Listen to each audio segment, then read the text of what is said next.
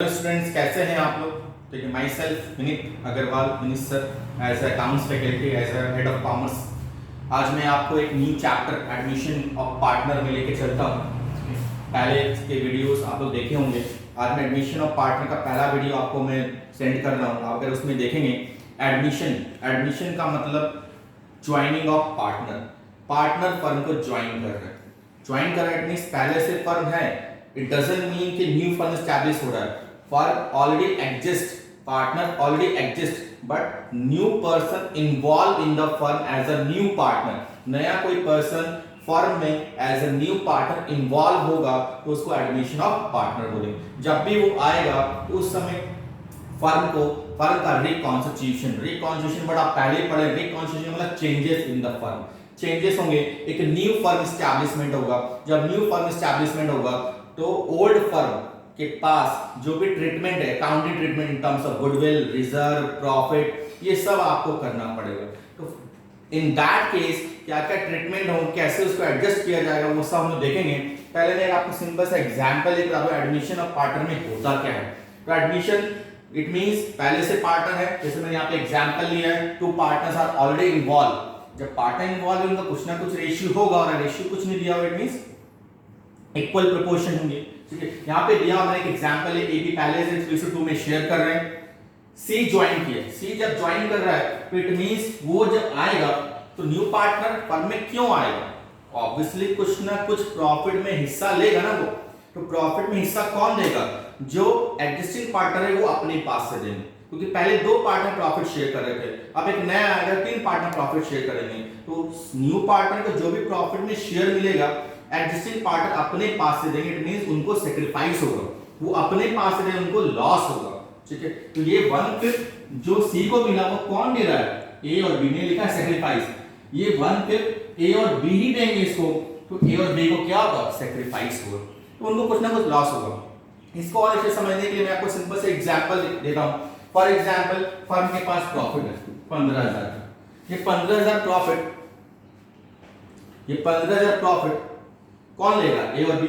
अगर मैं इसी रेशियो से अगर निकालूं जो रेशियो गिवन है तो कैसे होगा, तो ए और बी 15,000 में से लेंगे 3:2 में। इट मींस ए का कितना आप निकाले 15,000 का 3/5, ये ना होगा। इट मींस आप निकालेंगे तो 15,000 का 3 कितना 9,000। अगर बी का निकालेंगे तो 15,000 का 2/5 कितना 6,000। तो अगर फर्म में अगर सी नहीं रहता तो ए और बी लेते, ए लेता 9,000, बी लेता 6,000, लेकिन आ गया कौन, सी। जब सी आया उसको 1/5 शेयर दे चुके हैं, in that case 15,000 he profit है, प्रॉफिट नहीं हम लेके चल रहे हैं। ठीक है, तब ए और बी को कितना सैक्रिफाइस होगा वो देखेंगे। तो 1/5 ले लेगा, इट मींस 15,000 में 1/5 ले लेगा कौन, सी। तो 1/5 लेगा, इट मींस कितना 3,000 सी लेके चला गया। अब जो प्रॉफिट बचेगा उसी में से नहीं मिलेंगे, तो प्रॉफिट कितना बचा आपका 12,000। 15 में 3 चला गया, बचेगा 12,000 ना। 12,000 में लेगा कौन, ए और बी। ए लेगा कितना 3/4 ये लेगा, जितना शेयर उतना ही लेगा ना, वो तो ले चुका 1/5, इट मींस वो ले चुका 3,000। अब जो 12,000 प्रॉफिट बचा सी के आने के बाद, वो 12,000 ए और बी लेगा 3:2 रेशियो में, जो शेयर उसी में लेंगे। अगर नहीं रहता तो इक्वली लेते हैं, तो यहाँ पे 3:2 लेंगे। अगर इसको डिस्ट्रीब्यूट करेंगे, डिवाइड करेंगे, तो कितना होगा निकालिए आप लोग। इट मींस यहाँ पे आप निकालिएगा 7200 होगा, आप निकाल के चेक कर लीजिएगा।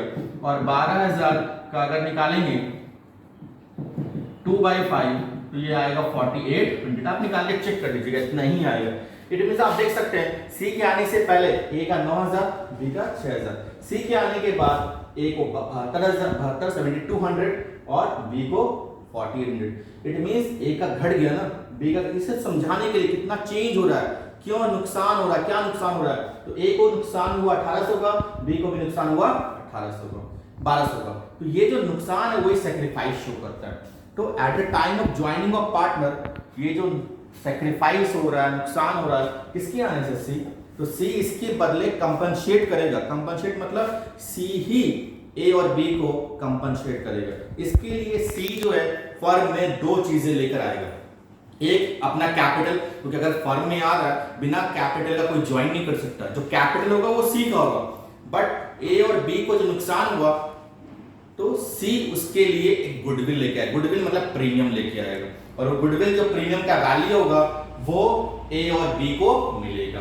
यही ट्रीटमेंट देखने के लिए मैंने कुछ पॉइंट्स लिखे हैं यहाँ पे, मैं एक एक करके आपको एक्सप्लेन करता हूँ, अंडरस्टैंड करवाता हूँ, तो आपको और समझ में आएगा। पहला पॉइंट अगर आप देखेंगे यहाँ पे तो मैंने लिखा रिकॉन्स्टिट्यूशन ऑफ फर्म। रिकॉन्स्टिट्यूशन मतलब old firm ends new firm come into existence, सही बात है। ओल्ड फर्म ए और बी के बीच में खत्म हो गया, सी आया, अब न्यू फर्म होगा ए बी सी के बीच में। Joining of new partner firm में ज्वाइन करेगा, सही बात है। The new partner will come into the firm. कौन है न्यू पार्टनर? कोई भी हो सकता है, यहाँ पे मैंने एग्जांपल जो दिया उसमें सी आ रहा फर्म में। एग्जिस्टिंग पार्टनर सेक्रीफाइस, मैंने बताया तो एग्जिस्टिंग पार्टनर ए और बी सेक्रीफाइस कर रहा है, प्रॉफिट में कुछ उनका प्रॉफिट कम हो गया, दैट इज अ सेक्रीफाइस, ठीक है। और सेक्रीफाइसिंग रेशियो इसमें भी निकलेगा, कैसे निकलेगा मैं बताऊंगा, ऐसे फॉर्मूला पता, old ratio minus new ratio, but आगे भी हम डिस्कस करेंगे इस चैप्टर में। New partner will take profit share, जैसे 1/5 लिया सी, कुछ ना कुछ प्रॉफिट का शेयर लेगा new partner, that is a point. New partner will bring, जैसे मैंने बताया न्यू पार्टनर दो चीजें लेके आएंगे, कैपिटल और गुडविल। कैपिटल न्यू पार्टनर का होगा, कैपिटल जो यहाँ पे वो किसका होगा, सी का ही होगा, लेकिन ये गुडविल किसका, ए और जो सैक्रिफाइस कर रहा है वो उसका होगा, जो सैक्रिफाइस करेगा उसी का होगा। अगर ए कर रहा पूरा, जरूरी नहीं कि हमेशा सभी पार्टनर सैक्रिफाइस करें, एक पार्टनर भी सैक्रिफाइस कर सकता है। अगर ए कर रहा है तो ए को मिलेगा, बी कर रहा है तो बी को मिलेगा, दोनों कर रहे हैं तो दोनों को मिलेगा। किस प्रोपोर्शन में? सैक्रिफाइसिंग रेशियो, जो आपको निकालना पड़ेगा। वो आगे ट्रीटमेंट देखेंगे हम लोग नेक्स्ट टॉपिक जब पढ़ेंगे तब। अगेन उसके बाद यहाँ पे जो मेन पॉइंट और है उस 6 नंबर आप देखेंगे, जो न्यू पार्टनर आएगा उसके दो राइट्स हैं फर्म में, ये ध्यान रखिएगा, कभी ऑब्जेक्टिव्स में क्वेश्चंस आते हैं। दो राइट के हैं, share future profit of firm, future profit जो होगा उसमें शेयर लेगा, share in assets of firm, जो फर्म का एसेट्स होगा उसमें भी उसका हिस्सा होगा, उसमें भी उसका शेयर होगा, ध्यान रखिएगा। राइट्स है तो लायबिलिटीज भी होंगे, जहां राइट्स होंगे वहां लायबिलिटीज होंगे, ठीक है। तो न्यू पार्टनर के दो लायबिलिटी भी मैंने लिखा है यहाँ पे। रीपे लायबिलिटी ऑफ फर्म, जो फर्म का लायबिलिटी होगा मतलब फर्म को जो भी पेमेंट करना होगा क्रेडिटर को एज अ लोन व्हाटएवर, उसमें लायबिलिटी में पार्टनर जो न्यू होगा वो इन्वॉल्व होगा, बट ये ध्यान रखना एडमिशन के बाद वाला लायबिलिटी, एडमिशन के पहले अगर कोई पेमेंट है लोन है उसमें न्यू पार्टनर कोई रोल नहीं होगा, ठीक है। शेयर लॉस, ऑब्वियसली अगर लॉस हुआ वो भी शेयर करेगा कौन, न्यू पार्टनर, ठीक है। ये आपका लायबिलिटी हो गया। New partner compensate existing partner for the sacrifice, मैंने बताया अगर एग्जिस्टिंग पार्टनर सैक्रिफाइस कर रहे हैं तो न्यू पार्टनर कंपनसेट करेगा, क्या लाकर, गुडविल और प्रीमियम का जो प्रोपोर्शन वो लाएगा कैपिटल के साथ वो कंपनसेट को शो करेगा, उसका ट्रीटमेंट होगा जो हम लोग नेक्स्ट टॉपिक में करेंगे। सेक्शन, ये ध्यान रखिए सेक्शन, इस सेक्शन ऑब्जेक्टिव्स में आते हैं। सेक्शन 31 ऑफ पार्टनरशिप एक्ट आपको पता है 1952 होता है। New partner can be admitted, new partner तभी आएगा, दो पार्टनर आएगा तभी एडमिट कर सकता है जब पहले से डीड में दिया हो। पार्टनरशिप बनता है ना, उसमें मेंशन होता है कि जब न्यू पार्टनर आएगा क्या क्या होना चाहिए। मेंशन अगर नहीं है, बाई चांस मेंशन नहीं होगा, देन तीनों पार्टनर या दोनों पार्टनर जो पहले से हैं जो एग्जिस्ट कर रहे हैं उनकी सहमति से, मैं लिखा है यहाँ पर, if not then all partners have to agree, जितने पार्टनर है, दो हैं आने से पहले या तीन है आने से पहले, तो तीनों के एग्री होंगे तभी जाके न्यू पार्टनर फर्म में इन्वॉल्व हो सकता है, ठीक है। अगर एक भी डिसएग्री होता है तो न्यू पार्टनर फर्म में ज्वाइन नहीं करेगा, ठीक है। और लास्ट पॉइंट जो मैंने लिखा है वो भी इंपॉर्टेंट है, minor partner can be admitted, can admit, वो एडमिट हो सकता है फर्म, लेकिन ध्यान रखना माइनर इज अ माइनर, वो तो बच्चा है, नाबालिग है, मासूम है, तो वो सिर्फ प्रॉफिट शेयर के लिए होगा, ओनली फॉर प्रॉफिट शेयर, ठीक है।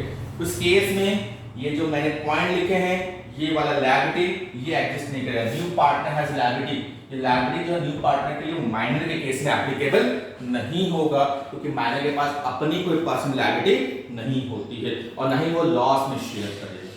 समझ में आया? इतने सारे पॉइंट्स हैं जो पार्टनरशिप में, इसको आप नोट कर लीजिएगा और कुछ पूछना है तो आप मेरे से व्हाट्सएप के थ्रू पूछ सकते हैं, ठीक है। अब आगे और देखते हैं कि पॉइंट्स में लिखे इस चैप्टर में पढ़ना क्या क्या, आपको ट्रीटमेंट कैसे करेंगे। तो मैंने लिखा है चेंज आफ्टर एडमिशन, एडमिशन के बाद क्या क्या चेंजेस होते हैं।